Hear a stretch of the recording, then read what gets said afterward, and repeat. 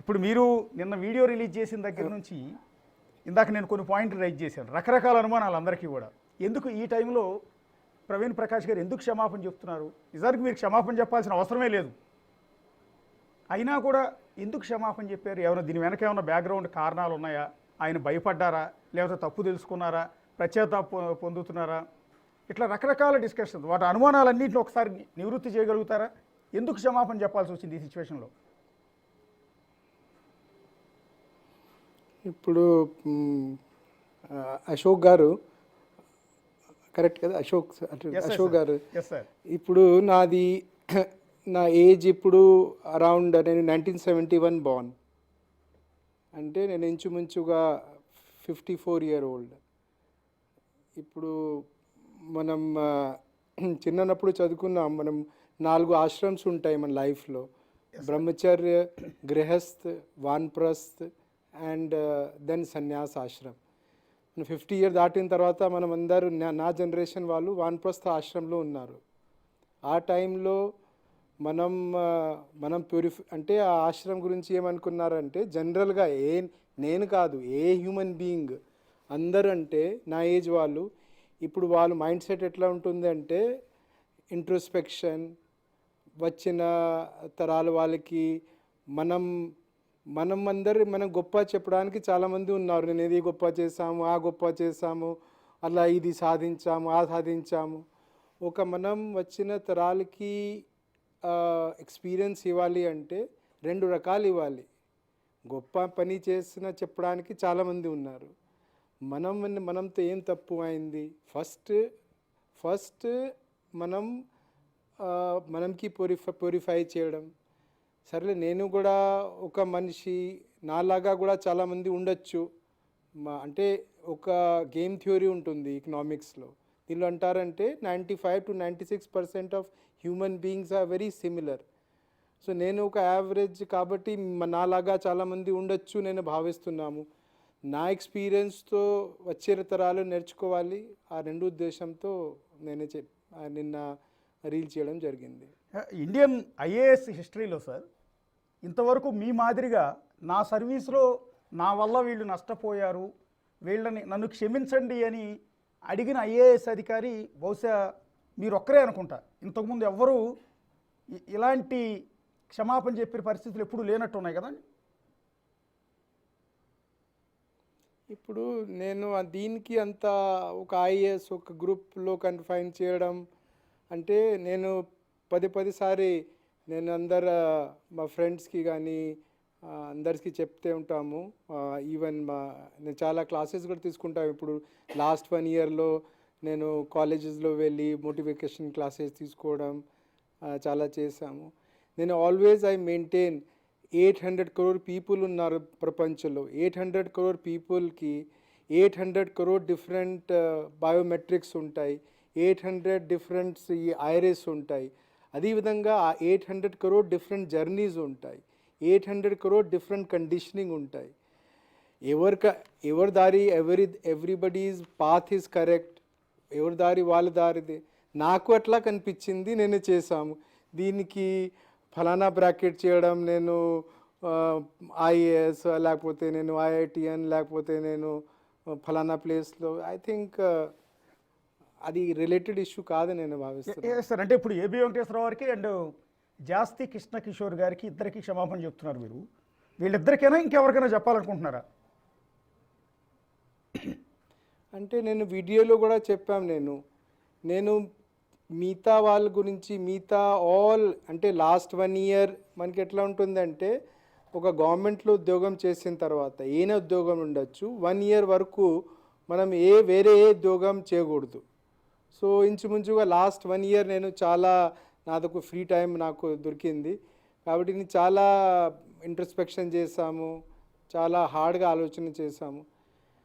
మిగతా కేసెస్లో నేను ఏ కేసులో కూడా అంటే వాళ్ళకి ఇంప్రూవ్ చేయడానికి చెప్పాము తప్ప, ఈ 2 కేసెస్లో నేను బాగా మెకానికల్గా ఒక చట్టం ఎట్లా ఉంది, రూల్ ఎట్లా ఉంది, మెకానికల్గా బిహేవ్ చేశాము. ఒక ఎథిక్స్, మొరాలిటీ ఆ లెన్స్ పెట్టుకొని చూడలేదు కాబట్టి నాకే ఈ 2 కేసెసే నాకే అంటే that's what I felt. Sir, ఒక అడిషనల్ డీజీ స్థాయిలో ఉన్న వ్యక్తి ఏబి వెంకటేశ్వరరావు గారు ఒకప్పుడు పవర్ఫుల్ ఆఫీసర్గా ఆయనకి చాలా మంచి పేరు ఉంది. విజయవాడ పోలీస్ కమిషనర్గా పనిచేసినప్పుడు కానీ వివిధ వింగ్స్లో పనిచేసినప్పుడు చాలా అగ్రెసివ్ పోలీస్ ఆఫీసర్గా ఏబి వెంకటేశ్వరరావు గారికి చాలా మంచి పేరు ఉంది. కానీ ఆయన రిటైర్మెంట్ స్టేజ్లో మాత్రం లాస్ట్ 5 ఇయర్స్ అసలు కెరీరే లేదు. మీరంటే విఆర్ఎస్ తీసుకున్నారు, ఆయన విఆర్ఎస్ తీసుకోకపోయినా కూడా ఆయన్ని సస్పెండ్ చేసి జీతం కూడా ఇవ్వకుండా చాలా ఇబ్బందులు పెట్టి ఆయన్ని తీవ్రంగా బాధ పెట్టారు. సో ఇప్పుడు మీరు అనిపిస్తుందా నా వల్ల ఆయన లాస్ట్ 5 ఇయర్స్ తీవ్రంగా నష్టపోయారు అనే రిగ్రెట్ ఫీల్ అవుతున్నారా? అంటే నేను నా వీడియోలో కూడా చెప్పాం దట్ ఆయన ఒకటే కాదు, ఇలాగా సఫరింగ్ ఒక గవర్నమెంట్ ఎంప్లాయీకి ఏ హోదాలో ఉండొచ్చు, మనం ఐఏఎస్ ఐపీఎస్ ఉండొచ్చు, గ్రూప్ ఏ ఉండొచ్చు, గ్రూప్ బి ఉండొచ్చు, గ్రూప్ సి ఉండొచ్చు, గ్రూప్ డి ఉండొచ్చు. అంటే ప్రతి ఎంప్లాయీ కూడా నేను నా ఫ్యామిలీ కూడా బ్యాక్గ్రౌండ్ అంటే నా ఫ్యామిలీలో కూడా all group D, group B, group C, group A, IAS IPS చాలామంది ఉన్నారు నా ఫ్యామిలీలో. Every government employee is a center for large number of friends and relatives. Yes sir. So కాబట్టి సస్పెన్షన్ కానీ విదౌట్ పోస్టింగ్ కానీ ఇట్ ఈస్ నాట్ ఓన్లీ వేరే టైంలో నాకు రెండు కాన్వర్సేషన్ చేశారు. ఒకటి ఏం చెప్పారు, మీరు యూపీ నుంచి ఆంధ్రాకి వచ్చారు అంటే ఫండమెంటల్గా హ్యూమన్ ఎందుకు మైగ్రేట్ అవుతారు, in search of a good water, good food, shelter. దీని గురించి మీకు అక్కడ అంటే మీకు ఉన్న పొటెన్షియల్కి మీ ఉన్న ప్లేస్లో దొరకదు కాబట్టి మీరు మైగ్రేట్ అవుతారు. You are in search of a good food, water, shelter కోసం మీరు మైగ్రేట్ చేసి ఆంధ్ర వచ్చారు ఒకటి చెప్పారు. ఇంకొకటి ఆయన ఏం చెప్పారంటే నేను ఒక డిస్కషన్ జరిగింది ఒక డిఎంహెచ్ఓ ఇష్యూ మీద. అంటే విదౌట్ అన్నోయింగ్లీ ఇన్నోసెంట్గా నేను అడిగామంటే మీరు ఎందుకు ఎమోషనల్గా డిఎంహెచ్ఓ ఇష్యూ తీసుకున్నారంటే డిఎంహెచ్ఓ మీ బంధువులా నేను అడిగితే అంటే ప్రవీణ్ ఐ కమ్ ఫ్రమ్ నువ్వు యూపీ నుంచి వచ్చావు, నీకు ఐడియా లేదు, I come from a very well off family. నా first relative, second relative, third relative, fourth relative ఎవరు రాజకీయంలో లేరు, అంటే రాజకీయం కాదు, ఎవరు గవర్నమెంట్ ఎంప్లాయీగా లేరు అన్నారు. అంటే సమాజంలో గవర్నమెంట్ ఎంప్లాయీ ఎవరు అవుతారు అంటే రిచ్ వాళ్ళు, పవర్ఫుల్, రిచ్ ఉంటే వాళ్ళు వస్తారా గవర్నమెంట్లో, లేకపోతే ఒక మిడిల్ క్లాస్ పువర్ ఫ్యామిలీ నుంచి ఎంప్లాయీ మైండ్ సెట్ ఉన్న ఫ్యామిలీ వాళ్ళ మెంబర్స్ వస్తారు, ఎవరు వస్తారు గవర్నమెంట్లో? ఇందాక మీరు ఒకటి అన్నారు సార్, అంటే ఆన్ డాక్యుమెంట్లో ఉంది కాబట్టి, అంటే పేపర్లో కరెక్ట్గా ఉంది కాబట్టి అది ఏబి వెంకటేశ్వరరావు కావచ్చు, కిషోర్ కావచ్చు, వీళ్ళ విషయంలో నోట్ తయారు చేయాల్సి వచ్చింది అని. సో ఇప్పుడు ఈ గవర్నమెంట్లో అంటే గవర్నమెంట్ చేంజ్ అయిన తర్వాత అనేక మంది ఐఏఎస్లు, ఐపీఎస్లు వేరు కేసుల్లో అరెస్టులు కూడా అయ్యారు. పర్టికులర్గా ధనుంజయ రెడ్డి సీనియర్ ఐఏఎస్ అధికారి, బహుశా మీకు సుపీరియర్ అయ్యి ఉండొచ్చు నేను అనుకోవటం.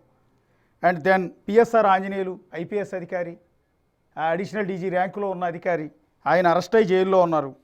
తర్వాత ఇంకొక అడిషనల్ డీజీ ర్యాంకులో ఉన్న సంజయ్ అరెస్ట్ అయ్యి జైల్లో ఉన్నారు. ఇంకా చెప్పుకుంటూ పోతే ఇంకా చాలామందికి పోస్టింగులు కూడా లేవు ఈ రోజు వరకు. వాళ్ళందరూ సీనియర్ పోలీస్ ఆఫీసర్లే. వాళ్ళు పర్టికులర్గా కొన్ని పేర్లు విశాల్ గున్ని, క్రాంతి రాణా టాటా విజయవాడ పోలీస్ కమిషనర్గా పనిచేసిన వ్యక్తి, పివి సునీల్ కుమార్ ఆయన కూడా అడిషనల్ డీజీ సిఐడి చీఫ్గా పనిచేశారు ఆ గవర్నమెంట్లో. సో ఇలాంటి వ్యక్తులకి ఇంతవరకు పోస్టింగ్ లేదు, వీళ్ళ మీద కేసులు ఉన్నాయి. సో ఎందుకు ఇలా అయిపోతుంది? ఇంతమందికి పోస్టింగ్లు లేకపోవటం, ఇంతమంది ఐఏఎస్లు ఐపీఎస్లు అరెస్టులు అవటం. సో ఇప్పుడు ఈ గవర్నమెంట్లో ఉన్న వాళ్ళు చెప్తున్నది ఏంటంటే మీరు చెప్పిన పాయింటే చెబుతున్నారు, ఆన్ పేపర్ వాళ్ళు చేసిన తప్పులు క్లియర్గా ఉన్నాయి కాబట్టి యాక్షన్ తీసుకుంటున్నాం, అందుకని పోస్టింగ్ ఇవ్వట్లేదని చెప్తున్నారు. యాక్సెప్ట్ చేస్తారా దాన్ని? ఇప్పుడు ఈ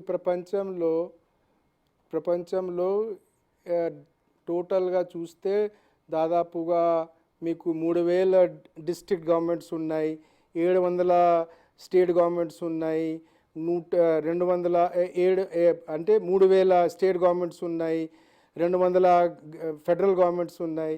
I'm not here to judge anybody. నేను నా జర్నీ గురించే చెప్తున్నాము.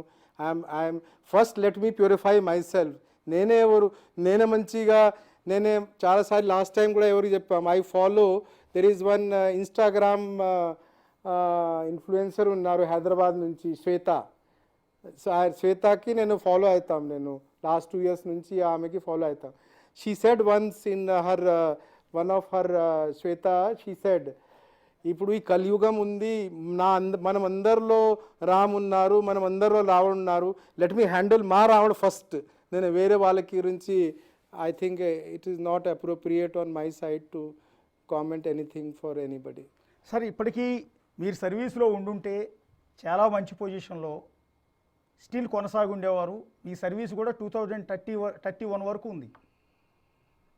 సో ఇంత సర్వీస్ ఉంచుకుని కూడా ఈరోజు సెక్రటేరియట్లో కూర్చుని ఫైల్స్ మీద సంతకం పెట్టాల్సిన, డెసిషన్స్ తీసుకోవాల్సిన మీరు ఇవాళ మా టీవీలో కూర్చుని లైవ్ ఇవ్వాల్సిన పరిస్థితి వచ్చింది, క్షమాపణ చెప్తూ అది కూడా. సో నెక్స్ట్ జనరేషన్లో ఇలా ఐఏఎస్ ఐపీఎస్ కావాలనుకునే వాళ్ళందరికీ ఏం మెసేజ్ ఇస్తారు మీరు? రమ్మంటారా వద్దంటారా?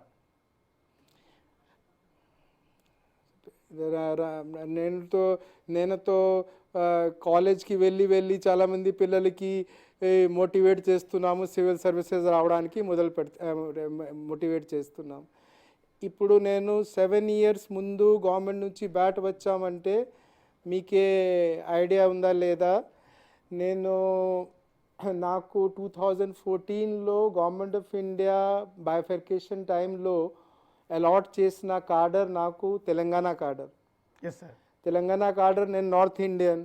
నా ఐఐటి ఫ్రెండ్స్ అందరూ ఈస్ట్ గోదావరి, వెస్ట్ గోదావరి, వైజాగ్, గుంటూరు, విజయవాడ, వాళ్ళు అందరూ హైదరాబాద్లో సెటిల్ అయినారు. నా కాలేజ్ ఫ్రెండ్స్ వాళ్ళందరూ ఫోన్ చేసి, లేదు మంచిదే ప్రవీణ్, హైదరాబాద్లో ఉందాం, రిటైర్మెంట్ తర్వాత కలిసి చాలా టైం స్పెండ్ చేద్దామన్నారు. అంటే నేనే అప్పుడే 2014లో నేనే పర్సనల్గా జయేష్ రంజన్ సార్కి ఫోన్ చేసి, అంటే ఒకటే సరిపోవదంటే వికాస్ రాజ్ సార్కి ఫోన్ చేసి, సార్ నేను తెలంగాణ నుంచి ఏపీకి వెళ్తాము, అంటే మీకే ఏపీ కార్డర్ అలాట్ అయింది, మీకు తెలంగాణ ఇష్టం ఉంటే ఇద్దరంటే మాకు ఇష్టం ఉండి చెప్పి మ్యూచువల్ చేసి నేను ఏపీకి వెళ్ళాను. నేను ఓకే. అంటే ఏపీలో నాకు గుంటూరు, విజయవాడ, నాకు లక్కీ మ్యాస్కట్ 2000, నేను చాలా యావరేజ్ టైప్ ఆఫ్ ఆఫీసర్ లేకపోతే స్టూడెంట్ కూడా యావరేజ్గా ఉండేవాళ్ళు. నాలో ఉన్న ట్రాన్స్ఫర్మేషన్ అంటే సడన్గా నేను చాలా విదిన్ ద ఐఏఎస్ కూడా చాలా అంటే చాలా రిజల్ట్ ఓరియంటెడ్, చాలా ప్రొఫెషనల్ ఆ పేరు సాధించామంటే because of my training in 2000 నుంచి 2004 వరకు గుంటూరు, విజయవాడ. కాబట్టి దీంతో నాకు గ్రాటిట్యూడ్ ఉంది. ఆ గ్రాటిట్యూడ్లో నేను మ్యూచువల్ వెళ్ళాము.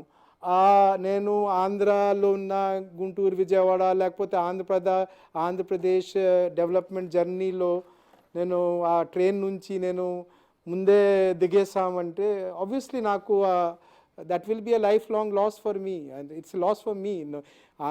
ఈ గవర్నమెంట్లో కానీ ఆర్గనైజేషన్లో కానీ ఎప్పుడూ వ్యాక్యూమ్ ఉండదు. ప్రవీణ్ లేదా నవీన్ వస్తారు, నవీన్ లేకపోతే సునీల్ వస్తారు, ఎవరైనా వస్తారు. But it's a loss to me. Yes, it's a loss to me.